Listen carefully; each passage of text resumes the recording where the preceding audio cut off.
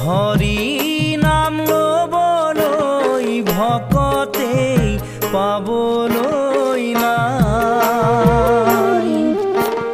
কীৰ্তন কৰিবলৈ ভকতৰ সময়েই নাই। হৰি নাম লবলৈ ভকতে পাবলৈ নাই,